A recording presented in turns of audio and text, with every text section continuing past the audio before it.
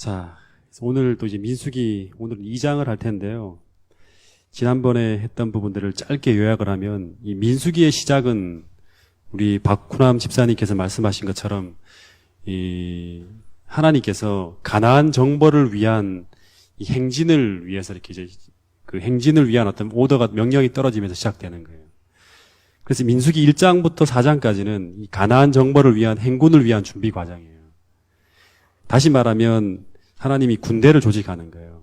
그 전까지는 군대라는 개념이 없었는데 이제 군대를 조직하는 거예요. 싸움이 시작되기 때문에. 그래서 이제 민수기 1장 3절을 보면 하나님이 모세에게 그 20세 이상으로 싸움에 나갈 만한 모든 자를 군대대로 계수하라 그러면 싸움에 나갈 만한 자. 다시 말하면 오늘 하나님이 우리를 부르실 때도 그냥 구원받기 위해서만 부르는 게 아니라 뭘 위해 부른다? 하나님의 군대를 위해서 마지막 시대에 악과의 교전을 두려워하지 않고 싸움을 싸울 수 있는 그러한 하나님의 군대로 부르신다는 거예요. 그러면서 이제 군대를 누구에게 계수하라고 시키냐? 모세 네가 다 하는 게 아니라 매 지파의 각 종족의 두령, 다시 말하면 우두머리 한 사람씩을 뽑아서 그들에게 계수하라고 그 말씀을 하셨어요. 그래서 4절부터 16절까지는 선출된 이 두령들이 나옵니다. 그리고 20절부터 46절까지는 이제 이 두령들이 각 지파 중에서 20세 이상의 남자 중에 싸움에 참가할 자들을 계수를 꼼꼼하게 하는 게 나와요. 그래서 한 사람도 빠짐없이 다 카운팅이 됩니다. 그러니까 하나님은 재림교회 사람들을 그냥 뭉텅이로 부르는 게 아니라 한 사람 한 사람을 다 카운팅 한다는 거예요. 이렇게 꼼꼼하게 전부 다. 근데 그 총수가 몇 명이다? 46절에 보면 60만 3,550명이 딱 계수됩니다. 이 사람들이 이제 20세 이상으로 싸움을 싸울 수 있는 남자들입니다. 남자들. 그리고 47절부터 53절까지는 이제 하나님이 레위인은 이제 따로 떼어서 성소에서 봉사하며 하나님의 궁전을 지키기 위한 경호부대로 따로 떼어서 군복무에서 제외를 시켜버립니다. 그래서 이 레위인은 이스라엘 숫자를 계수하는데 제외돼요. 3장, 4장부터 이제 이 사람들에 대한 얘기가 나옵니다. 따로, 더 특별하게. 여기까지가 1장입니다. 1장. 자, 이제 오늘부터 이제 2장을 지난번에 조금 얘기를 했는데요. 좀 욕심을 내면서 하려다가 이제 그렇게 할 필요가 없을 것 같아요. 제가 욕심을 내면 많은 걸 가르치려 하다 보면 자꾸 시간들이 오버되고 그래서 가능하면 좀 더워지고 하니까 좀 여러분들하고 편하게 하나를 알더라도 좀 꼼꼼하게 알면서 가기 위해서 좀 속도를 좀 늦추도록 하겠습니다. 그 1장에서 전체 전쟁에 참여할 수 있는 사람들의 첫 1장에서 숫자만 카운팅했어요. 숫자. 두령들을 뽑고 숫자만 이게 카운팅을 했어요. 근데 하나님이 이제 이 숫자로 카운팅된 60만 대군을 그냥 우르르 끌고 가나안으로 끌고 가는 게 아니에요. 그냥 숫자들이 다 됐고 뭐 두령들만 나올 때서 하나님께 이들을 데리고 그냥 우르르 끌고 가는 게 아니라 2장을 보면 하나님은 이 60만 대군을 어떻게 하냐 그러면 조직화하면서 질서를 쫙 부여합니다. 조직과 질서, 이게 2장의 이야기입니다. 조직과 질서. 조직과 질서를 만드는 거예요. 그래서 진을 편성하고 이스라엘이 행진하는 순서까지, 그러니까 진을 편성할 때 어디에는 누가 들어가야 되고 어디엔 누가 들어가야 되고 어디엔 누가 들어가야 되고 하는 다 정합니다. 그리고 행군을 할 때도 그냥 우르르 끌고 가는 게 아니라 제1대는 누가 가야 되고 제2대, 제3대 마지막 4개의 큰 전투부 대형을 형성해서 행진하는 순서까지 다 정해 주십니다. 하나님이. 그러니까 아주 질서정연하게 조직을 형성해서 끌고 가는 거예요. 그래서 제가 이거 보니까 민수기를 다시 한번 꼼꼼하게 보니까 처음에 애굽에서 출발해서 시내산까지 오기까지는 그냥 어떻게 보면 전쟁을 목적으로 움직이지 않았어요. 그냥 광야를 이동하니까. 그러니까 우르르 오합지졸로 그냥 이렇게 쭉 몰려왔다면 물론 이제 뭐 어느 정도 질서는 있었지만 이렇게 전투 대용으로 세밀한 어떤 그 질서를 갖추진 않았어요. 근데 이제 시내산부터 가나안을 가기까지는 잘 조직된 그런 질서정연한 군대를 형성해서 하나님이 끌고 간다는 거예요. 전투를 위한 어떤 그런 이제 목적을 위해서 하나님이 끌고 가시는 걸 볼 수 있습니다. 근데 여러분 왜 조직을 만들까요? 왜 조직을 만들까요?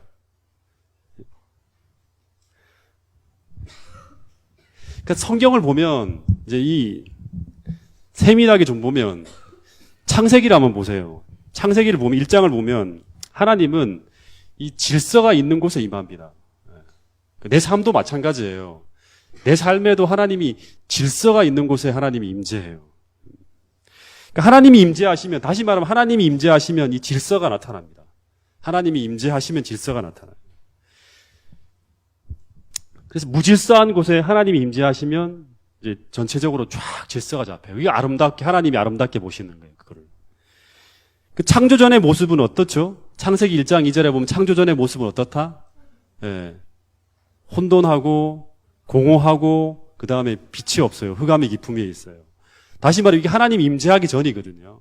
임재하기 전의 세상의 모습이에요. 창조전의 모습은 하나님이 임재하시기 전의 모습이에요. 그 모습이 중에 하나가 뭐냐 그러면 이 질서가 없는 거예요. 혼돈. 카오스라 그러죠. 그죠? 혼돈해요. 창조전의 모습은 혼돈하고 무질서한 모습이었어요. 근데 그래서 이 하나님이 계시면 이 질서가 나타나겠죠. 하나님이 계시면. 조직이 쫙 짜여지고 연합이 이루어집니다. 분열되어지고 막 이렇게 갈등하는 이런 모든 모습들이 쫙 연합되어지고 질서가 잡혀요.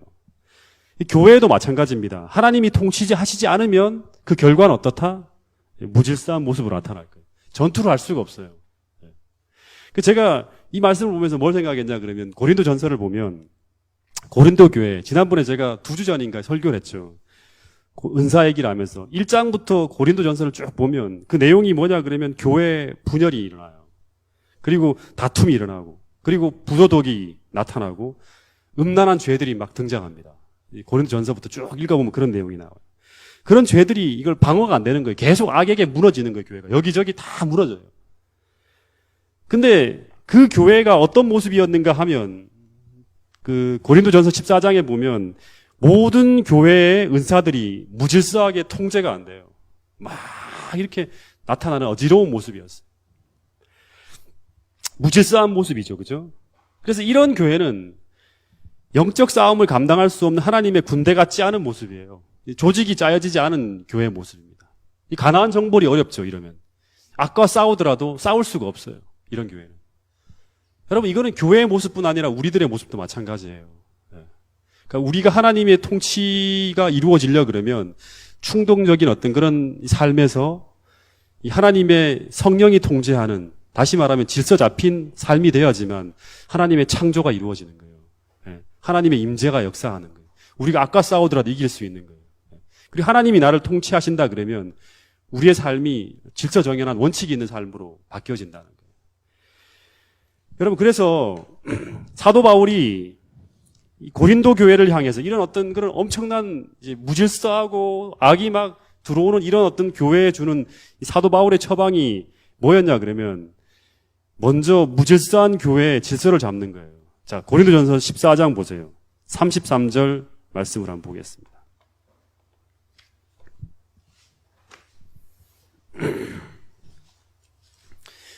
고린도전서 14장. 우리 지은이가 한번 읽어봐요.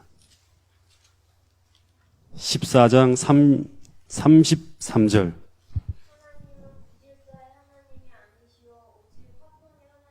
하나님은 무질서의 하나님이 아니다. 어지러움의 하나님이 아니다. 그 얘기는 읽지 말고요. 40절, 또 한번 읽어보세요. 40절. 그러니까 사도 바울이 이제 이런 교회에 내리는 처방이 뭐냐 그러면 하나님은 어지러움의 하나님이 아니요 질서의 하나님이라는 거예요. 그리고 그 질서가 잡혀 있는 그러한 곳의 결과는 뭐냐 그러면 분열이 아니라 화평입니다. 하나님의 성령의 통치를 맡고 있는 교회는 질서정연하고 그 결과가 화평하다는 거예요. 그래서 모든 성도들은 이 하나님이 주시는 성령의 어떤 그런 지시와 통제와 하나님이 주시는 어떤 질서에 따라야 되는 거예요. 그죠? 질서대로 하고 적당하게 하는, 자기가 원하는 대로 움직이는 게 아니에요. 그곳이 바로 뭐냐 그러면 하나님이 싸울 수 있는 이 군대로 형성되어진 하나의 교회의 모습인 거예요. 그래서 이런 교회로 다시금 질서가 잡혀가고, 그 다음에 하나님의 어떤 이런 통제가 이루어지는 그러한 군대로 변모되어질 때 그 결과가 뭐냐 그러면 15장 57절 보세요. 15장 57절. 자, 여기도 한번 우리 지은이가 읽어봐.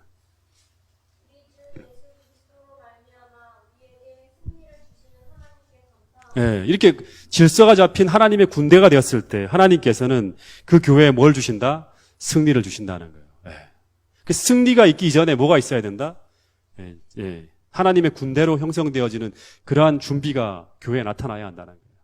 여러분, 각 개인도 마찬가지고 교회도 마찬가지고 우리가 이런 하나님이 주신 군대가 되기 위해서 질서정연한 어떤 그런 교회의 모습, 주름 잡힌 어떤 하나님의 군대의 모습을 갖추기 위해서 우리 모두 하나님이 주시는 그 통제에 따를 수 있는 그러한 믿음을 갖게 되기를 간절히 바라겠습니다. 자, 그래서 2장에 하나님이 이제 이 악과의 싸움에서 강력한 전투력을 만들어내기 위해서는 교회는 하나님의 통치하에 질서정연하게 연합되어져 있어야 한다는 걸 첫 번째 교훈으로 우리가 배워야 될 것이고요. 그 다음에 하나님이 이제 직접 이스라엘 진을 편성해요. 그 행진하는 순서까지 쫙 말씀하시는데 그 행진하는 순서와 진이 이스라엘 각 지파의 이름대로 편성되어지는데 그냥 하나님이 의도대로 막 하는 게 아니에요. 다 꼼꼼하게 생각을 하시고 하시더라고요. 예. 지난번에 이제 우리 잠깐 봤는데 다시 한번 또 복습을 한번 해보겠습니다. 창세기 29장, 30장을 한번 보세요. 12지파의 태생에 대한 부분들을 좀 우리가 다시 한번 좀 공부를 하면서 이번에 확실하게 다 정리를 하죠. 이 이야기는 나중에 계시록 공부할 때도 14만 4천원 공부할 때도 이제 반복되어지는 부분인데요. 자, 이스라엘의 12지파는 야곱의 아들들이죠. 그죠? 근데 야곱에게는 부인이 몇 분 있었다? 자, 이름 대보세요. 자, 첫 번째 부인은 누구이죠? 레아. 네. 그 다음에 두 번째 부인은 라헬입니다. 그리고 레아에는 또 종이 있었죠. 실바. 그 다음에 라헬의 종은 누구였죠? 빌하. 이 사람의 이름들은 알아두세요. 근데 창세기 29장에 보면 하나님께서 레아에게 총이 없음을 보시고 태를 열어갖고 아들을 주시는데 아들의 이름이 뭐다? 첫 번째 장남이 르우벤. 그 다음에 두 번째 시므온. 세 번째 레위. 세 번째 아들이에요, 레위는요. 네 번째 아들은 유다. 예. 이렇게 아들을 줬는데, 라헬이 자기가 아들을 낳지 못함을 보고 이제 형과 막 투기해서 어떻게 하냐 그러면 이 비라를 통해서 아이들을 또 만들어냅니다. 그 비라를 통해 태어난 아들이 단하고 납달리입니다. 그러니까 다섯 번째 아들, 여섯 번째 아들이에요. 예. 그 다음에 이제 레아가 자기의 생산이 멈춤을 보고 이쪽에 아들이 태어나니까 또 급해요. 급해갖고 다시 자기 종 실바를 통해서 또 아들을 만들어냅니다. 이 실바를 통해서 태어난 두 아들이 있죠. 두 아들이 누구다?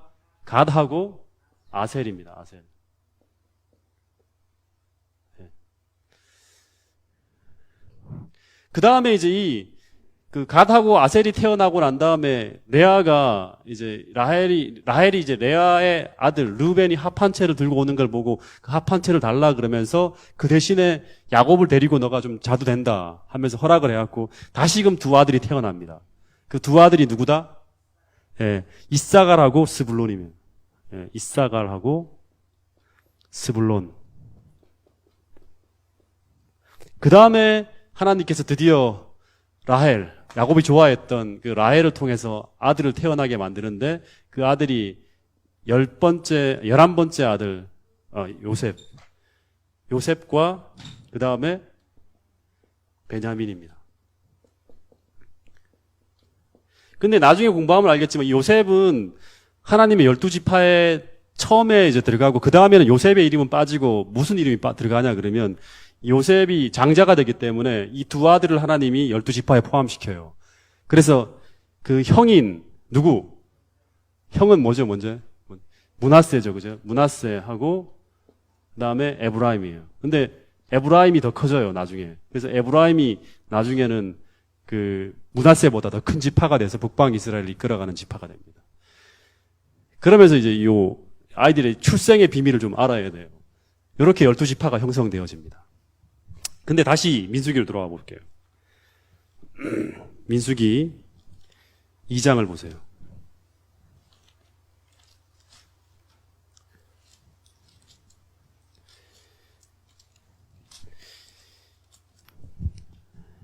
이 장을 보면 하나님이 이제 이 그 성소를 중심으로 해서 이제 이 지파를 편성하는 진을 편성하는데 잘 안 보이죠. 진을 편성하는데 이 성소를 가운데 이제 중심으로 해갖고 이쪽이 이제 성막이라 그러면 이쪽이 동편이에요. 문이에요. 문이 있는 이쪽이에요. 이 동쪽은 항상 하나님이 임재하시는 그런 곳이죠. 그렇죠? 이쪽 성소의 출입문 쪽을 중심으로 해갖고 이쪽에다가 하나님의 특별한 이제 행진할 때 제1대라 그래갖고 가운데 유다 지파를 세우고요. 유다 지파를 세우고 그 다음에 이쪽과 이쪽 그러니까 유다 지파를 선두로 해서 두 지파를 세우는데 그 두 지파 이름이 뭐다? 이사갈하고 스불론을 세웁니다. 이게 동쪽에 편성된 지파예요. 이사갈하고 스불론은 유다, 이사갈, 스불론은 전부 다 누구의 아들이다? 레아의 아들이에요. 레아의 아들. 이 제1부대예요. 그러니까 이제 전진을 할 때 제일 먼저 유다 지파가 앞장서 나가는 거예요. 이 군대가 이게 합치면 제일 많아요. 18만 6,400명이라고 가장 많은 군대가 제1대예요. 선봉에서는 지파예요. 그 다음에 이 남쪽에는 이제 원래 장자였던 르우벤이 먼저 선봉에 서고요. 제일 앞장서는 어떤 지파가 되고 르우벤 옆에 두 이제 그 지파가 서는데 시므온과 그 다음에 또 하나가 누구죠? 갓. 그러니까 르우벤과 시므온 그 다음에 갓 하는 거는 전부 다 레아의 두 아들하고 레아의 종이었던 지파가 같이 한 남쪽 지파를 형성하는 거예요. 이게 제2대입니다. 제2대. 그 다음에 제3대는 어디냐 그러면 제3번째로 출발하는 지파는 에브라임이 중심이 선봉이에요. 에브라임. 에브라임은 나중에 북방 이스라엘 제일 큰 지파입니다. 에브라임이 선봉에 서고 그 다음에 이 므낫세와 그 다음에 베냐민. 만약에 야곱이 태어났다 그러면 야곱이 있었다 그러면 제일 사랑하는 자식들마다 형성되어 있죠. 그렇죠? 그러니까 므낫세, 에브라임, 베냐민 전부 다 뭐냐 그러면 라헬의 아들들이에요. 하나의 어떤 조상이 다 같은 거죠. 이 사람들은 연대해 있어요. 족보가 같은 거예요, 다. 조상이 같다는 생각으로 다 연대해 있는 거예요. 그 다음에 제일 북쪽의 지파, 성소를 편성해 제일 북쪽에 있는 선봉에 서는 지파는 단 지파입니다. 그럼 빠진 게 뭐하고 뭡니까? 단 지파하고. 단하고 납달리, 아셀이죠. 아셀. 그러니까 단하고 납달리, 아셀은 다시 말해 전부 다 이 종들의 어떤 그런 이 지파들입니다. 그래서 이렇게 이제 진을 편성하는 걸 보면 하나님의 지혜가 보이는 거예요. 그냥 하나님이 무작위로 막 출발해라 막 숫자를 짜 맞추는 게 아니라 정서를 고려하고 다 이렇게 해서 족속별, 아들의 태생별 이런 모든 출신들을 다 고려해갖고 하나님께서 구성하는 걸 볼 수 있어요. 그래서 이런 걸 통해 본다 그러면 이 편성을 통해서 하나님께서 어떤 걸 목적으로 하냐 그러면 군단별로 정서적 연합이 가능할 수 있는 지파별로 진을 편성하는 거예요. 다시 말하면 더 친밀한 연합이 이루어지면 전투할 때 시너지가 나타난다는 거예요.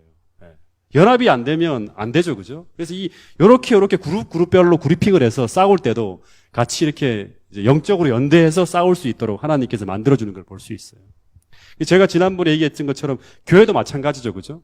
그냥 구역별로 이렇게 막 이렇게 촥촥촥 짜내는 게 아니라 그 사람들의 정서와 이런 걸 고려해갖고 소그룹을 편성한다든가 아니면 어떤 그런 활동을 한다든가 그렇게 할 때 더 시너지가 날 수 있다는 거죠. 그다음 두 번째는 이제 이게 전쟁을 이제 행진을 할 때 이게 일대고요. 그다음에 여기 있는 이제 그 레위 지파들이 가운데 들어가요. 그다음에 2대로 출발하고 그다음에 또 레위 지파가 여기 또 가운데 들어가고 성막을 이제 끌고 가는 사람들이 이게 3대. 그다음에 또 성막이 들어가고 그다음에 4대 이렇게 갑니다. 그래서 이거를 보면 이 진의 편성이 보면 이게 이제 동쪽에 있는 선봉의 선 부대가 18만 6,400명, 제일 막강해요. 그 다음 남쪽이 15만 1,450명, 그 다음 서쪽 진영이 10만 8,100명이고, 북쪽 진영이 15만 7,600명으로 두 번째로 강해요. 그러니까 이걸 본다 그러면 전투력의 균형이에요. 다시 말하면,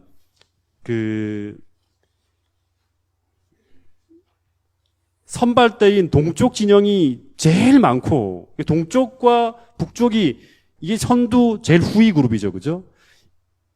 선봉과 마지막 후위 그룹이 가장 많은 군사력을 가지고 이 남쪽과 서쪽 그룹을 보호해서 이렇게 끌고 가는 형태로 이루어지는 걸 볼 수 있습니다. 가운데와 선봉과 제일 바깥 그룹이 전체 이 두 그룹을, 가운데 그룹을 보호하면서 끌고 가는 걸 볼 수 있어요. 다시 말하면 약한 진영을, 강한 그룹이 약한 진영을 보호하며 따라가는 형세를 취하고 있는 거예요. 여러분, 이게 하나의 성경의 기별이죠. 그죠? 성경의 기별입니다. 이 로마서 15장 1절에 보면 어떤 말씀이 있냐 그러면 우리 강한 자가 마땅히 연약한 자의 약점을 담당하고 자기를 기쁘게 하지 아니할 것이라 그럽니다. 그러니까 우리만 좋다고 막 달려가는 게 아니라 교회는 항상 어떤 형태를 취해야 되냐 그러면 강한 자가 연약하고 부족한 사람들을 보호하면서 같이 가는 거예요. 막 우리끼리만 달려가는 게 아니라. 그래서 항상 교회는 강한 자가 항상 연약한 자를 보살필 수 있는 곳이 바로 뭐냐 그러면 교회의 모습이다라는 걸 보여주는 거예요. 이게 하나의 어떤 그런 이 전쟁을 향해 따라가는 것도 마찬가지죠. 그죠? 잘 나간다 해서 막 이것만 달려가는 게 아니에요. 모두가 다 함께 가는 거예요. 낙오되지 않고. 그래서 마지막 후위 그룹도 가장 막강한 전투력을 가지고 뒤에 처지지 않도록 혹시나 공격을 받게 되면 다 같이 보호해서 강한 자가 연약한 자를 돕는 이런 형태가 바로 교회의 모습이라는 것이 이 민수기 2장의 모습을 통해서 하나님이 보여주는 또 하나의 기별입니다. 그리고 이제 이 진영을 보면 선두에 진 제일 앞에 서는 지파가 무슨 지파다? 유다 지파예요. 유다 지파가 군기를 들고 성봉에 서서 가는 거예요. 물론 이제 나중에 보면 알겠지만 맨 앞에는 이 법궤가 맨 앞장서 가고 그 다음에 이제 이 제사장들이 나팔을 불고 그 다음에 이제 그룹이 본진이 끌고 갈 때 유다 지파가 제일 선봉에 섭니다. 그 행군의 선두에 섰다는 것은 뭘 의미할까요? 행군할 때 제일 선봉에 서 있다. 뭘 의미하는 거죠? 네? 위험을 만날 때 제일 먼저 만나는 것이고 적을 만날 때 제일 먼저 맞서 싸워야 되는 그룹이 바로 이 유다 지파예요. 선봉에 선 그룹입니다. 다시 말하면 선봉에 섰다는 것은 전체를 위해서 희생할 수도 있는 거죠. 그죠? 제일 먼저 강한 어떤 세력들과 맞서 싸우니까. 그래서 이 창세기 49장 야곱의 축복하는 그 내용에 보면 9절에 보면 8절에 보면 유다 지파는 어떤 지파냐 그러면 원수의 목을 잡는 이 선봉 부대로 선택되어졌다는 게 이제 하나님의 예언이에요. 유다 한 사람을 놓고 하나님이 네 후손들이 나중에 어떤 일을 하냐 그러면 이 전쟁에서 원수의 목을 잡는다. 원수의 목을 잡는다는 건 뭐죠? 제일 먼저 적진 깊숙이 들어가서 적의 어떤 그런 이 목을 잡을 수 있을 만큼 강하다는 말도 될 것이고 또 한편으로는 영적 전쟁에서 선두에 선다는 거죠. 그래서 이 말씀은 뭘로 또 이게 표현되어지냐 그러면 이제 유다 지파에서 원수의 머리를 밟는 선악의 대쟁투의 선봉에 서실 그리스도가 탄생하는 걸 표상하고 있어요. 그죠? 예수님이 유다 지파에 나와서 전쟁에서 제일 앞장서 갖고 이 사단의 어떤 그런 이 목을 잡는 그런 일을 하셨던 거예요. 근데 이제 이거는 또 뭘 상징하냐 그러면 제가 지난 금요일에도 잠깐 말씀을 드렸지만 이 교회에서도 영적 전쟁에 선봉에 서야 될 사람들이 있어요. 그죠? 있나요? 그죠? 네. 그 사람들을 우리는 뭐라 그러냐 그러면 교회 지도자라 그럽니다. 지도자. 네. 지도자는 영적 전쟁에서 제일 앞장서 나가야 돼요. 이 사람들이 막 전투력을 잃어버리면 교회는 싸울 수가 없죠. 전투력을 잃어버리면. 이분들은 교회를 위해서 희생을 해야 되고 또 어떻게 본다 그러면 이 싸움에서 제일 용감하게 맞서 싸워야 돼요. 영적 전쟁에서. 그렇기 때문에 이 유다 지파가 어떻게 본다면 전체 이런 모든 지파 가운데서 제일 영성이 뛰어나야 됩니다. 유다 지파가. 하나님이 축복도 주지만 이 사람들은 그만큼 전쟁에서 그 막강한 전투력을 가지고 있기 위해서는 영성에서도 가장 뛰어나야 되고, 가정성이 가장 뛰어나다는 걸 오늘날로 얘기한다 그러면 언제나 말씀과 기도의 사람들이 되어야 되는 거예요. 그래서 전쟁에서 용기를 북돋아 줘야 돼요. 사람들 앞에. 영성을 가지고 그냥 내 혼자 영성이 아니라 이 전체의 어떤 그런 싸움에서 사기가 꺾이지 않도록 영적인 어떤 그런 용기를 북돋아 줘야 돼요. 싸움이 계속 벌어지고 있을 때. 그리고 두 번째는 믿음이 좋아야 돼요. 그죠? 유다 지파가 믿음이 확 꺾여버리면 나라가 망합니다. 유다 지파. 믿음이 좋다는 것은 뭐냐 그러면 어려운 순간에도 용기를 잃지 않는 사람들이 돼야 돼. 교회도 마찬가지입니다. 선봉에 서 있는 사람들이 믿음을 잃어버리게 되면 교회는 전투력을 잃어버려요. 아무리 어려운 순간에도 계속 전체의 사기를 북돋아 주면서 하나님의 임재를 사람들에게 보여줄 수 있는 그런 메시지를 전달하고 이끌어야 되는 거예요. 모든 분들이. 그 다음에 마지막으로는 이 영적 전쟁의 선봉에 설 수 있는 사람들은 가장 훌륭한 성령의 열매가 맺혀지고 있어야 돼요. 인격적으로 모든 사람들이 존경하고 모든 사람들이 믿고 따를 수 있어야 돼요. 그래서 예수님이 유다 지파에서 나중에 이제 가장 대표로 등장하죠. 그죠?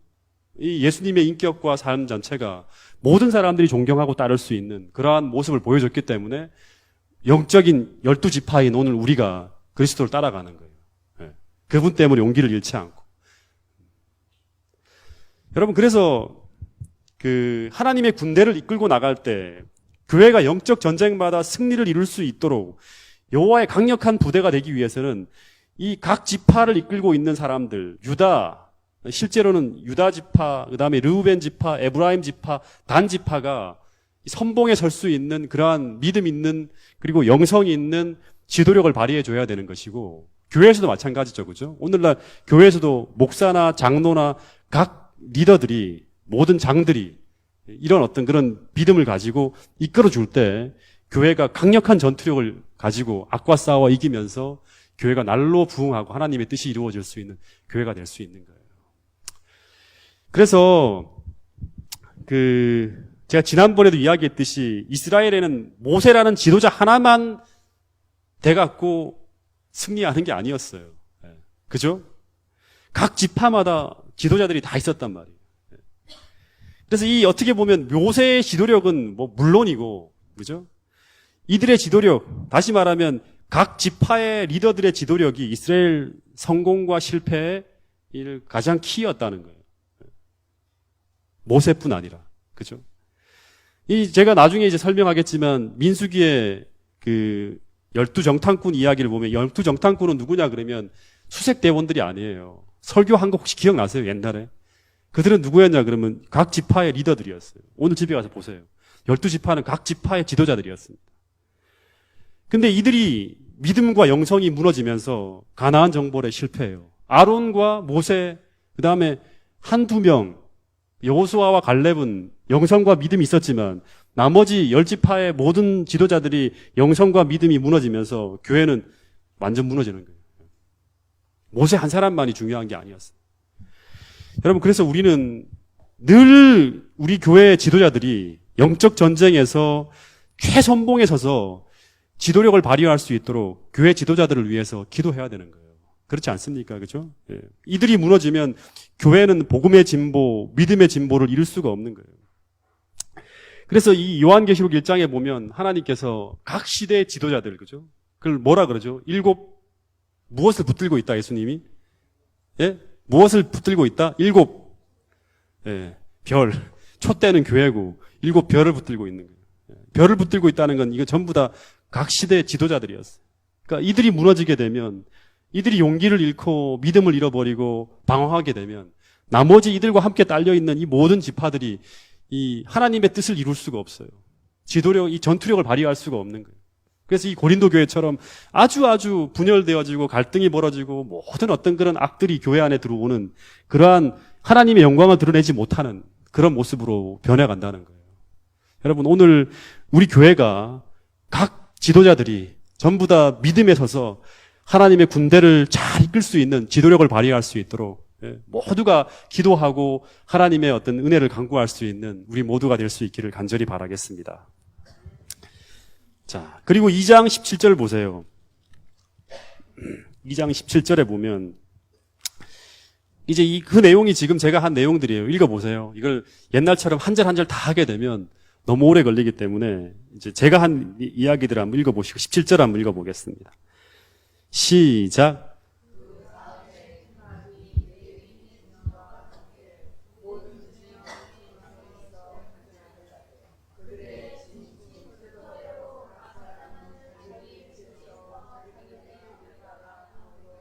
예, 여기 보면 이렇게 이제 부대들이 이제 행진하는 거예요. 어떻게 행진하라, 그 다음은 뭘 행진하라 하는데 하나님이 각 지파들이 일대가 먼저 진행을 하고 그 다음에 누가 행진을 해야 되냐 그러면 이제 요 사이사이에 동편에는 모세와 아론의 아들들이 이제 살아요. 여기 성막과 유다 지파 사이 동쪽에는.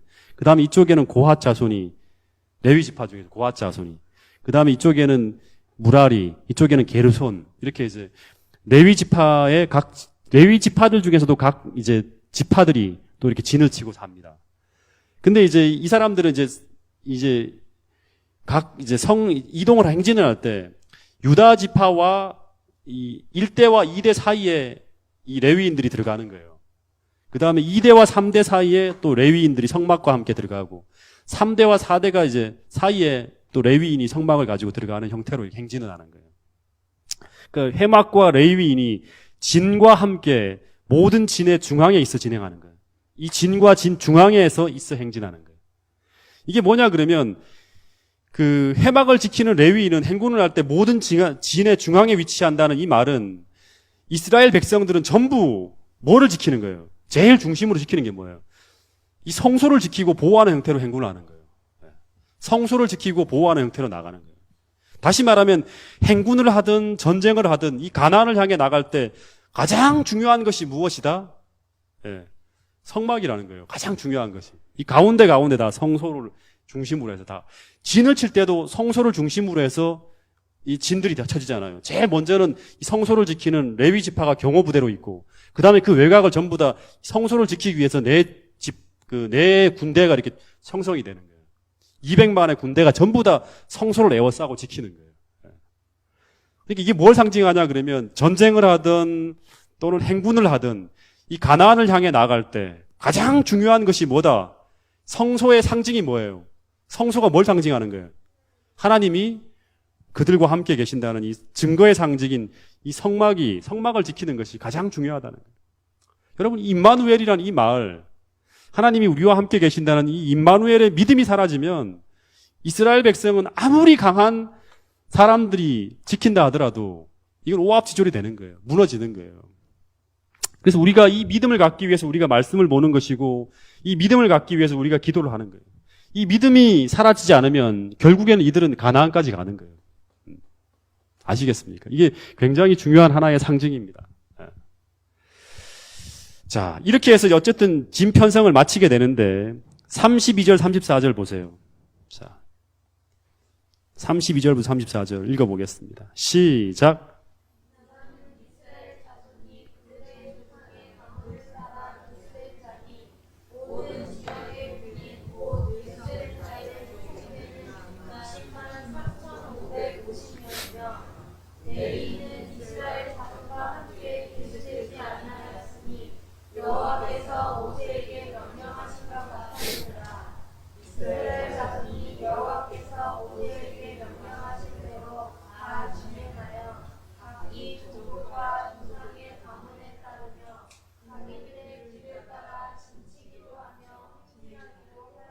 네, 여기 보면 이제 레위인의 이야기는 이제 이스라엘 자손과 계수되지 않았지만 3장, 4장에서 이제 아주 따로 특별하게 다 관리합니다.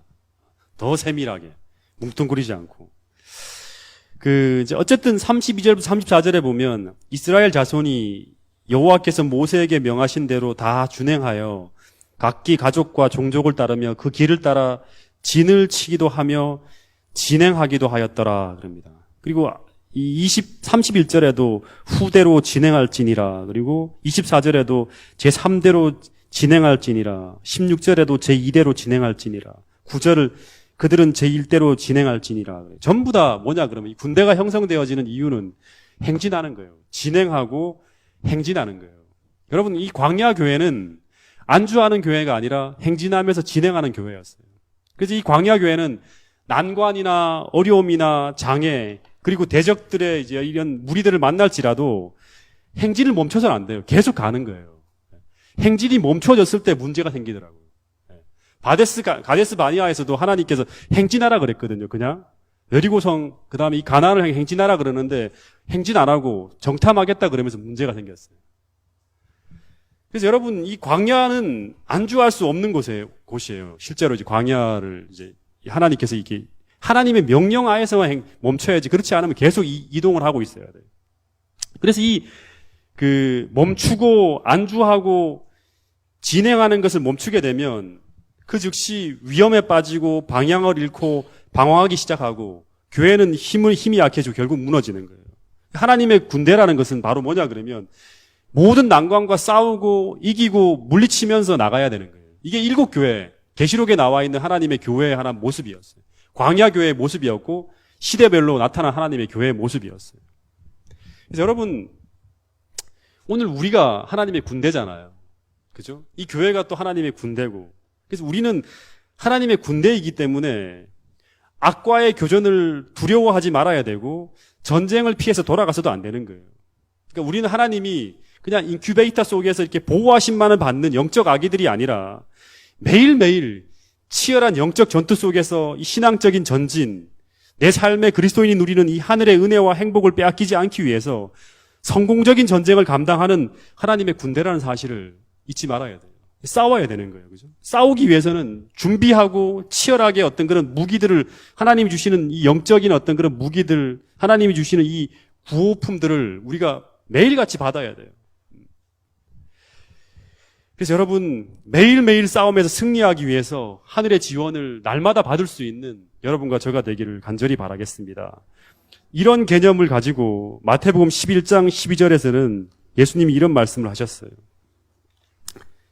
마태복음 11장 12절 읽어보겠습니다.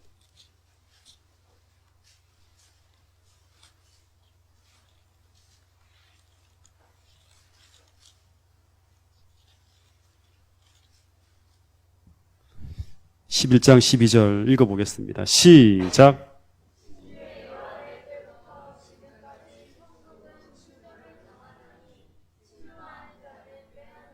네, 천국은 어떻게 했다? 이 군대처럼 쳐들어가야 되는 거예요. 가나안을 정벌하는 것처럼 쳐들어가는 거예요. 그러니까 의지를 가지고 이 빼앗긴 것들을 다시금 빼앗고 가져오고 잃어버린 걸 찾아와야 돼요. 우리가 잃어버린 행복들, 하나님이 주시는 은혜들을 빼앗겼다면 다시금 찾아와야 돼요. 그래야지만 우리가 날마다의 신앙적인 삶을 통해서 하나님이 주시는 은혜를 누리면서 건강하게 살 수 있는 거예요. 여러분, 진행하는 군대, 멈추지 않고 행진하는 성도들의 모습이 우리들의 모습이에요. 그래서 이 흐르지 않는 물이 썩듯이 믿음의 진보가 나타나지 않는 정체된 성도나 하나님의 바라시는 모습으로 개혁하고 전진하며 변화하지 않는 교회는 결국 부패하게 되겠어요. 가야 되는 거예요, 계속. 언제까지? 그리스도의 장성한 분량에까지 자라가야 되고 그리고 우리가 가야 될 목표를 잊어버리지 않고 계속 행진해야 되는 거예요. 여러분, 그래서 우리의 이 복음의 진보와 믿음의 진보가 날마다 이 교회에서 또 여러분들의 삶 속에 나타나기 위해서 모든 일에 전심전력하는 여러분과 저가 되기를 간절히 바라겠습니다. 마지막으로 빌립보서 1장 12절 말씀을 보겠습니다.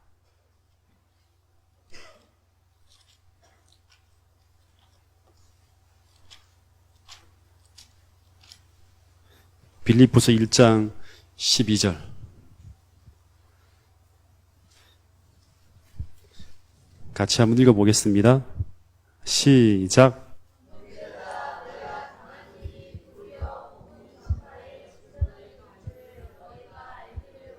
예, 형제들아 나의 당한 일이 도리어 복음의 진보가 된 줄을 너희가 알기를 원하노라. 그리고 25절 읽어보겠습니다. 25절 시작.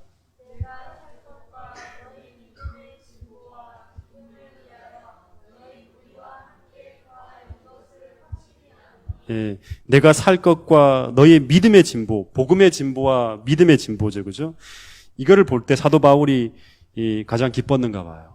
예, 교회에 나타나야 될 모습이 바로 뭐냐 그러면 복음의 진보. 복음의 진보라는 것은 이 복음이 전파되어지는 거예요. 세상을 향해서. 그리고 믿음의 진보는 뭐예요? 우리의 영적 성장이죠, 그죠? 이것이 교회에서 끝없이 나타나야 되는 거예요. 전쟁을 통해서 악과의 교전을 통해서 우리가 물러나지 않고 싸움으로 말미암아 나타나야 될 모습들이에요. 자, 디모데전서 4장 15절 한 절만 더 보겠습니다.